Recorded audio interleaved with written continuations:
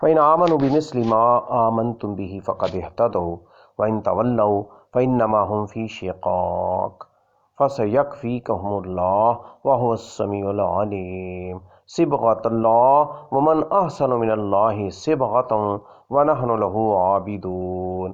تو اگر وہ اس طرح ایمان لے آئیں جیسے تم ایمان لے آئے ہو تو یقیناً وہ ہدایت پا گئے، اور اگر وہ پھر جائیں تو وہ محض ضد و مخالفت میں ہیں۔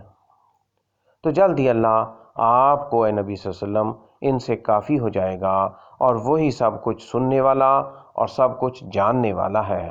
ہم نے اللہ کا رنگ اختیار کر لیا، اور رنگ میں اللہ سے اچھا کون ہے، اور ہم اسی کی عبادت کرنے والے ہیں۔ معیار ہدایت۔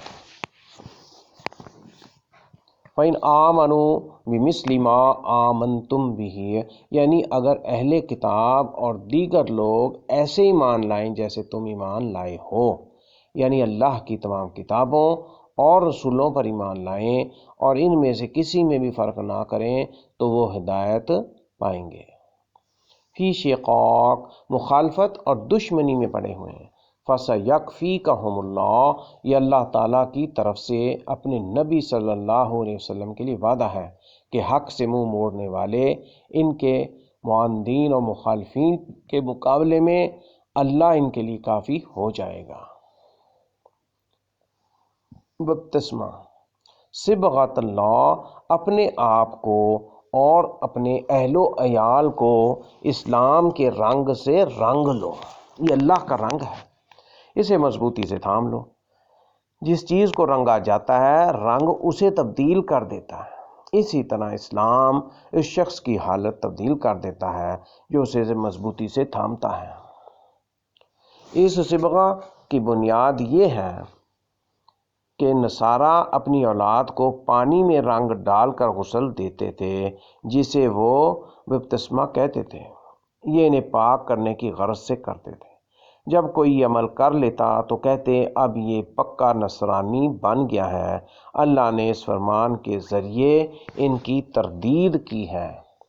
قُلْ أَتُحَاجُّونَنَا فِي اللَّهِ وَهُوَ رَبُّنَا وَرَبُّكُمْ وَلَنَا أَعْمَالُنَا وَلَكُمْ أَعْمَالُكُمْ وَنَحْنُ لَهُ مُخْلِصُونَ۔ کہہ دو کیا تم ہم سے اللہ کے بارے میں جھگڑتے ہو، حالانکہ وہ ہمارا رب ہے اور تمہارا بھی رب ہے، اور ہمارے لیے ہمارے اعمال ہیں اور تمہارے لیے تمہارے اعمال، اور ہم اسی کے لیے خالص عبادت کرنے والے ہیں۔ کج بحثی اور خلوص کا بیان۔ قُلْ أَتُحَاجُّونَنَا فِي اللَّهِ، کیا تم اللہ کے دین کے بارے میں جھگڑا کرتے ہو، حالانکہ اس کی ربوبیت ہمارے اور تمہارے لیے برابر ہے، ہماری بندگی اسی کے لیے ہے، پھر تم کیوں کر یہ دعویٰ کرتے ہو تم ہم سے اللہ کے زیادہ قریب ہو، اور اس میں تم ہم سے جھگڑا کرتے ہو۔ وَلَنَا أَعْمَالُنَا وَلَكُمْ أَعْمَالُكُمْ، تم ہم سے اللہ کے زیادہ قریب نہیں ہو۔ وَنَحْنُ لَهُ مُخْلِصُونَ، ہم اللہ کی خالص عبادت کرنے والے ہیں جبکہ تم ایسے نہیں ہو۔ یہی افضلیت کا معیار ہے۔ اسی خصلت والا شخص ہی دوسروں کے مقابلے میں اللہ تعالیٰ کے زیادہ قریب ہوتا ہے۔